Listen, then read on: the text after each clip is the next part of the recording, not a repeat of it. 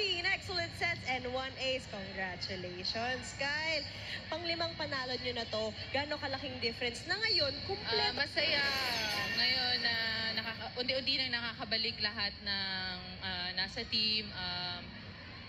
Masaya kasi nakukumpleto na kami.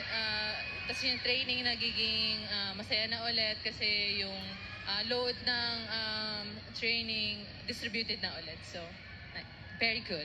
Siyempre, no? Tunay na talagang nakakamiss, So, ano no? yung Challenge sa'yo ngayon na sobrang dami ng pagseseta ng bola.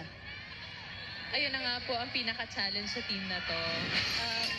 Napakasaya kasi as a setter, ang sarap sa pakiramdam na kahit kanino ko ibigay yung bola, alam mo na buo yung tiwata sa'yo, yung kumpiyansa sa'yo na talagang gusto lahat nila pumatay. Thank you guys. Thank you for making my job so easy. Or not, ang hirap din.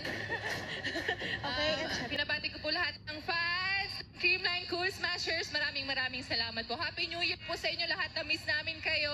And of course, Chibisco family, Sir Jonathan, Sir Alan, Ma'am Liz Ann, Sir Rolly, sa lahat po ng families and teammates ko. Happy birthday, Ate Denden Lazaro and PT Harry! And happy anniversary po sa parents ni Ate Lai and Petel, Tito Elmer, Tita Denden, happy anniversary! And of course, my family, my mom, thank you. I will miss you when you go back to Riyadh. And of course, Attorney Lily, miss you!